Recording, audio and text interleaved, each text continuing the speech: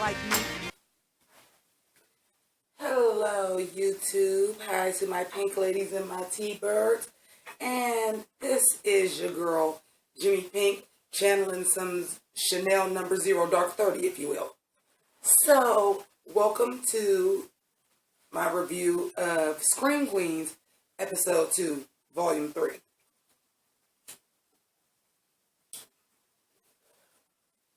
Now, if you don't watch Scream Queens, you need to get on it because it's fucking fabulous. Unfortunately, unlike the Chanel's, I have a lot of boobs and I can't really, my shirt doesn't want to stay buttoned. But anyway, the point that I am trying to make is this. First of all, rest in peace to one of my favorite characters, Chad Radwell. And I am hoping so much that he's not really dead. I really am. I'm hoping so much he's not really dead because I love Chad Radwell. He's a hoot. And he's pretty easy on the damn eyes. Okay, so we start off with, last week. Well, not last week. I'm sorry, because we had to put up with that stupid ass vice presidential debate that we didn't get Scream Queens last week. But the last episode, we had the guy that looked like the Thing with the terrible plastic rubber suit on with the boils all over him, getting killed by the green meanie, just as him and Chanel number 5 fell in love, and they get rid of the body and hide it because, of course, they don't want people to know they got another serial killer where the Chanels are at.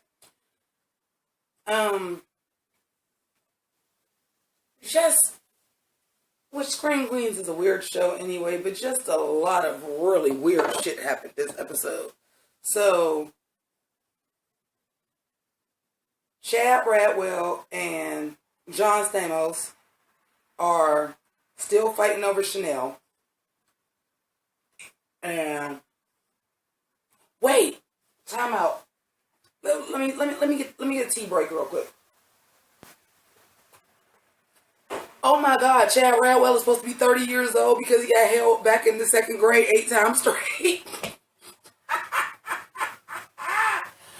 Oh, that had tickled my soul. I said, well, wait a minute. Chad Radwell is 30 years old. The rest of my thing is supposed to be like 22, which kind of shoots my own theory that ZayDay was the baby. For whatever reason, I kept thinking that them murders happened in 96, not 86. But Chad Radwell got held back 8 consecutive times in the 2nd grade. That was great. Taylor Lautner thinks he's dead because his junior year of high school, he was turned up. He was turned all the way up, and they told him, "Don't fall asleep on your back, or you'll drown on your vomit like Jimi Hendrix." And he woke up and had throw up all over him, so he just assumed he was dead. Which I kind of love because let me tell you who used to be my favorite characters, or who now is one of my absolute favorite characters. I love Denise Hempsfield because I just fucks with Niecy Nash heavily. I never did love ZayDay as a character because I think they make her too ghetto. But I love Chad Radwell. Who I love this season, who is my everything this season, is Chanel number 3. Just that deadpan, don't nothing move her, and she say some of the dumbest shit, but then every once in a while she'll say something like real smart. But it's always like that same deadpan delivery and them damn earmuffs. Which I've come to the realization that somebody in the costume department is making them earmuffs, because when they had her and Taylor Lautner sex scene, I'm looking at them earmuffs like, oh, see, I kept thinking y'all was finding these earmuffs with these rhinestones and stuff because they was probably some designer. Like, no, somebody is making those because that band had that lace on it. I'm like, oh. So if y'all want to be Chanel number 5 or Chanel number 3 for Halloween, you better get into it and you better be hitting the Michaels or Joann's. I digress. So anyway, so they're trying to have sex because she admitted to him that she's never had an orgasm. She didn't even know what one was. She just thought it was a moaning signal to tell the other person to roll off of you. You didn't want them on top of you no more. So Taylor Lautner is about to give her the business, and like they get this corny ass R&B song on, and she's like, I get distracted by R&B because It stands for rhythm and blues, and it's like the least bluesy music, and the rhythm is not what's amazing about it. That killed me. But the next line was everything. So he changed the channel. I can't listen to New Jack Swing because there was a movie called New Jack City, and it starred Wesley Snipes, and I started thinking about his tax problems. I was like, yes, Ryan Murphy, you just wrote the shit out of that. Yes. And what about Hester's old creepy ass? So they finally done moved her creepy ass. I would like to know how she know everything. Now, if you watch this show and you watch the AfterBuzz TV, they kept saying Jimmi Pynk, and Jimmy was saying something in the chat roll. Yeah, that was me. So there was a lot going on. There were a lot of predictions. I do think ZayDay has something to do with it. But now that they said 30, because like I said, I kept getting stuck thinking it was 96, not 86. And the father was black. Okay, but he was one of them good light blacks, like maybe not all the way black. So now I have a little prediction of my own of what if the baby is Taylor Lautner. Because Taylor Lautner looks vaguely ethnic. Now, does he look like he is half black and half white? Not to me. But in the context of the TV show, and we really kind of don't know what the father is, because the father was kind of racially ambiguous, even though I took him to be black.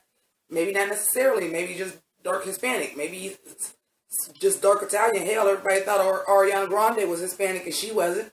So I wonder if, because Taylor Lautner is a doctor and he didn't just start being a doctor, I wonder if he is supposed to be about 30. They think it's Chamberlain. I think that's too easy. I think that's way too easy. And I think that Ryan Murphy, knowing what he knows, and you already be a little bit, yeah, let's just say every black character that Ryan Murphy write be ghetto as hell. I'm just going to keep it 100. Mercedes was ghetto on Glee. Like, except for American Horror Story. But even when they was the witches and stuff, she was a little sassy, a little neck rolly. So I think that has come out in the media before and people have complained about that. So I don't think that Chamberlain will be the murderer. Also, where is Grace and her daddy? And then they said on AfterBuzz that I completely forgot about, that Grace is Hester's sister and that the father is both their fathers. Well, how about that? But anyway, then we get to the wedding. That was planned overnight because Chad Radwell is super rich. So she just overnighted everything. But wasn't nobody at the wedding. And then she made Chanel number 5, the ring bearer, made her wear a dog collar, which actually the dog collar was cute. And she was trying to hide it. I'd have rocked that bitch. It was cute. But, and she's waiting there and they're like, isn't the bride supposed to come second? And they make this line, Chad told me I should come first and I should get used to that. This episode was everything. I didn't even get to Cherry O'Terry yet, who I love from SNL. But then you have that line, and then you see Chanel with these badass shoes on and this wedding gown, which if I ever do get married, I will have a wedding gown, something like that to show some legs, but it still looks traditional. Like, I love that look. And pure white dress and an expert shot from a filmmaking perspective with just these red drops falling on this perfectly pristine white wedding dress. And you look up and you see like the pool of blood, and then who falls through but Chad Radwell. And Chad Radwell was just everything for the 2 episodes we had him, wasn't he? That's disappointing to me that he's not going to be around anymore. But yes, Cherry O'Terry had a condition where she did a yoga thing and it jacked some shit up and she couldn't stop having an orgasm, and it was hell. And her husband left her because he found out after that obviously she was faking an orgasm with him the whole time. I'm like, I don't know if I was just having orgasms all the time, I don't think I would be in too much of a damn rush to get that fixed. I'm just keeping it 100. That sounds like heaven, but I guess if you had, like they said, she had 27 before 9 a.m., yeah, I guess that would be a little bit much. But anyway, I want to talk about the kill, too. Like, how slowed down was that supposed to be? Because when you seen that monster and you seen something throw, you was just going to sit there and look at it? Wouldn't you have made some attempt to duck? And then, you know, they did the old scream where Chamberlain got hurt, but they wouldn't hurt ZayDay. They wouldn't hurt ZayDay. Which is a running theme, because if you remember before, they didn't want to hurt ZayDay because Boone had a crush on her.